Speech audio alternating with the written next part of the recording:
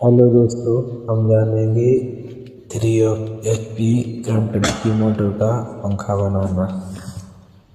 जो कि आप देख सकते हो कि सबसे पहले डीओ को सेट करना होता है। डीओ को सेट करने के बाद जो एम्पलर होता है, तो एम्पलर को हम बहुत सही तरीके से फिट करते हैं और फिट करने के बाद उसके ऊपर कवर लगाते हैं।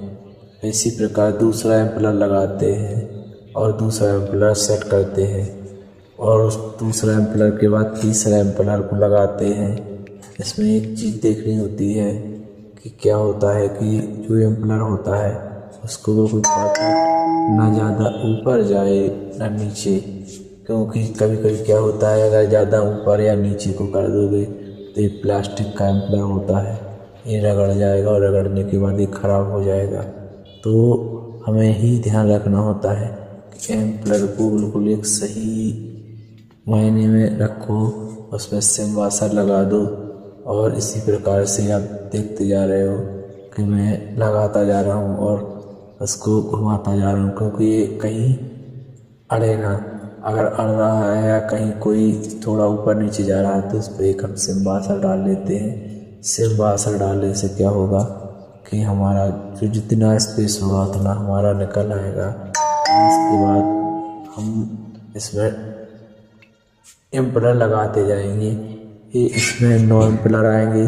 3 HP की मोटर है, स्टील एम्पलर है, बॉडी स्टील की है, एम्पलर फाइबर का होता है और इसी प्रकार से हम सेट करते जाएंगे। इसमें ज़्यादा कोई ऐसी कोई दिक्कत नहीं होती है कि हमें केवल अपने दिमाग में ध्यान रखना होता है कि हमें कितना स्पेस इसमें छोड़ना है।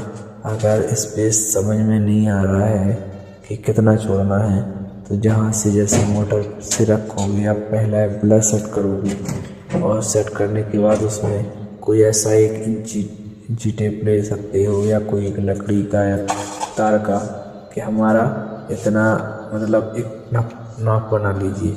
नाप बनाने के बाद उसमें पहले सिरे से जो पहला एम्पलर लगाएंगे वहाँ से आप अपना नाप उठाइएगा और नाप उठाने के बाद ऑटोमेटिक पहला सेट हो जाएगा एम्पलर, तो फिर दूसरा, तीसरा, चौथा, पांचवा इसी प्रकार से आप रखते जाएंगे।